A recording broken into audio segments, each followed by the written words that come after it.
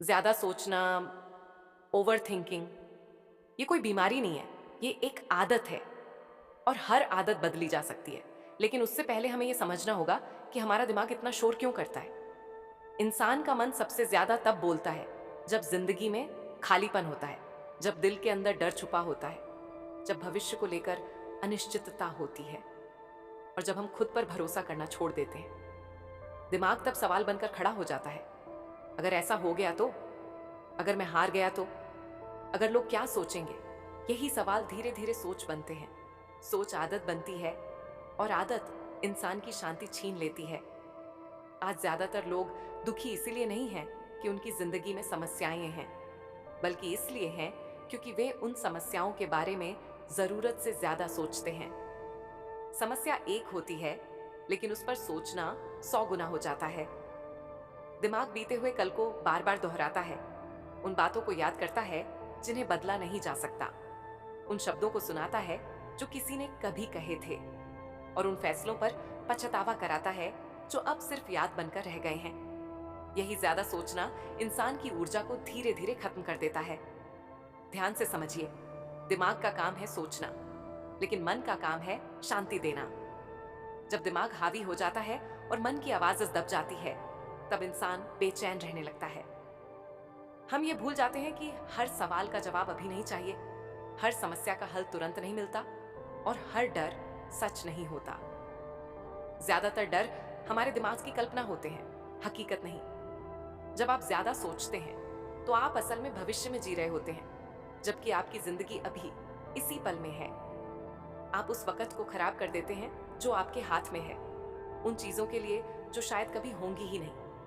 यही वजह है कि ज्यादा सोचने वाला इंसान हमेशा थका हुआ रहता है, शरीर से नहीं, दिमाग से। दिमाग को शांत रखने के लिए सबसे पहला कदम है यह स्वीकार करना कि हर चीज हमारे कंट्रोल में नहीं है। हम सिर्फ अपने कर्म, अपनी मेहनत और अपनी सोच को कंट्रोल कर सकते हैं। परिणाम, लोगों की राय और भविष्य की पूरी तस्वीर हमारे हाथ में नहीं होती। जब आप ये बात दिल से मान लेते हैं, तब दिमाग अपने आप हल्का होने लगता है।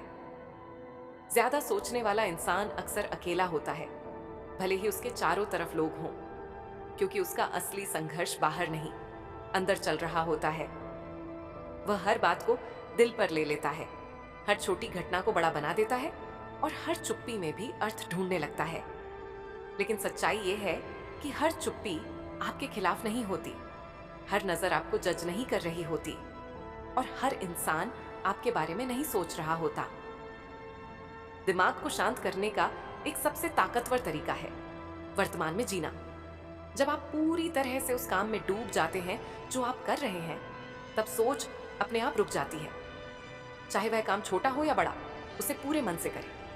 जब आप चाय पिए तो सिर्फ चाय पिए, जब चले तो सिर्फ चले, जब बोले तो सिर्फ बोले।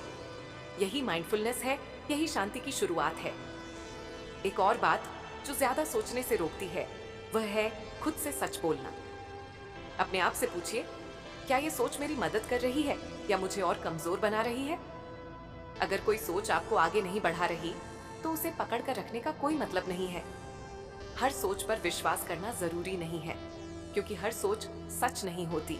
जिंदगी में शांति तब आती है जब आप ये सीख लेते हैं कि हर लड़ाई लड़नी जरूरी नहीं है, हर बात का जवाब देना जरूरी नहीं है, और हर इंसान को समझाना जरूरी नहीं है।